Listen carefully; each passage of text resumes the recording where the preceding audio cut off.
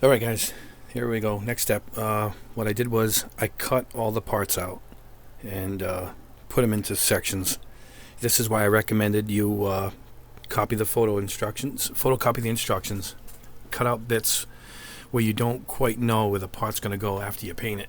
So these are so similar looking left and right that I separated them and cut out the instructions so I know that those two pieces go left and right shoulder so it doesn't mess me up. And then some, like everything in here is blue. What I just did on this was I labeled it right arm, right leg, so I know that that's the right side and that this is, the left side. So that's how you can keep track until you've built a ton of these things. You'll know where everything's gonna end up going. This is for the yellow. What I did was I started, and some pieces like inside, you're not gonna have to paint it all. These dark gray stuff for some of the frame that's not exposed. And I already started priming to get some parts out of the way. All these are gold. It doesn't matter where these go. These are hands. You can tell left and right on your hand. So I just primer these. And here's what I do is these came out of this cup. Left arm and leg, gold. And then right arm. So what I do is I just separate them where I put them on the holder here, and I keep the cup next to it so I know it goes back into that cup once I'm done. So that's it for that. My next step, I will show you guys once I airbrush everything. You've seen me airbrush, so no sense in going through the motions. I might show a clip or two of one of the colors going on, and then what we're going to do is we're going to come back and we'll show you the assembly process of breaking these down once again. And once you get a couple of these kits in, a lot of the parts are similar. You'll just have to break down little tiny shoulder parts and stuff that you won't recognize. Other than that, you guys would probably have this down. I got my alligator clips ready to go to load everything up. We got to prime today and hopefully get a color down. I know the gold will be down today. And just on a quick note, a box of aqueous Mr. Colors came in. Try to get those, I guess, on that long shelf in the back. So these will be going up, and we'll probably experiment. Maybe we use this gold for the gold we're about to put on. That's it, guys. All right. After this, we'll move on to the next part. We got everything sticked. We got everything primed. Here you go. This is all going to be blue. Here's some shoulder parts and leg parts up here. I keep everything separate with the cups, as I told you, as we label it. And as it's done painted, put it back into the cup to correspond with the part that it is. And then I section off with the rod. The sticks I section off so I can divide them up, and then each section goes into their corresponding cup. And if you have special notes like left arm, right arm, that way you don't get messed up. I already did the gold, which came out beautiful. See if you can see how nice. The gold is just perfect. This is Mr. Color Gold. I think it's number 8. It's their regular gold, nothing fancy. I like the flat finish it comes out. It's just for parts of the frame and the hands. So we're going to start now is we're going to start airbrushing the blue, and then we'll move on to the yellow. And I might even show you the priming on the yellow, which is yet to begin, because I'm going to try a brand new yellow primer, which is right here. Yellow primer for yellow paint. We're going to give that a try. So here we go. We're going to start with airbrushing the blue. Subaru Blue by Mr. Paint. Paint's from Slovakia. Really good stuff. Really good stuff. Goes on great. So here we go. We're starting with the blue, and then we'll continue with the yellow primer, and then with the yellow.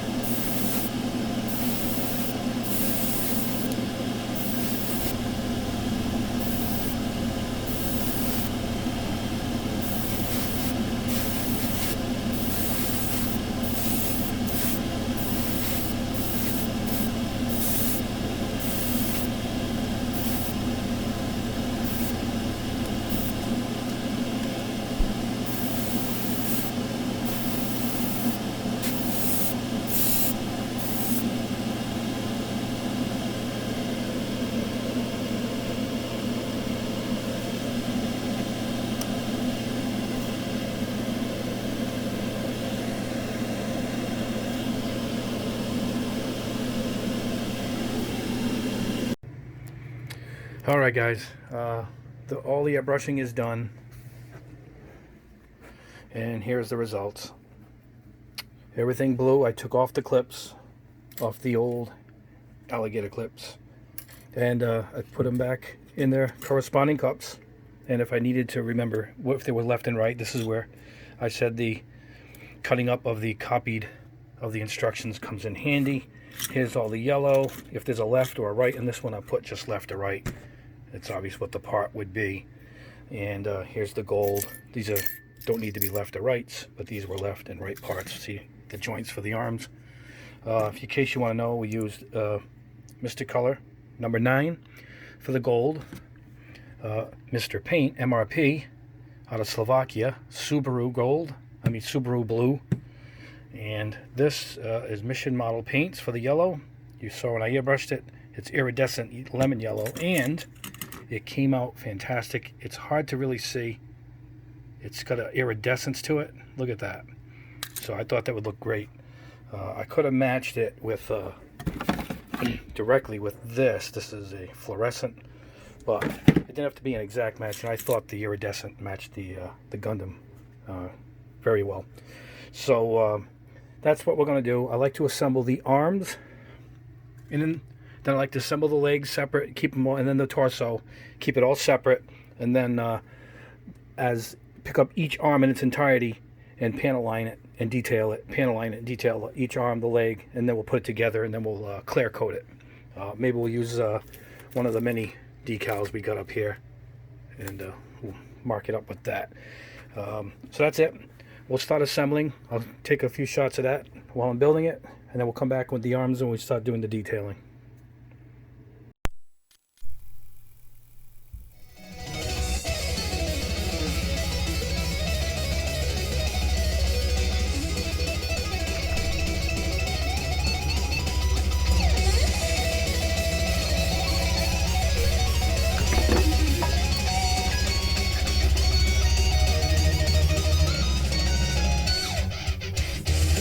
Together upon the blackest ridge forever.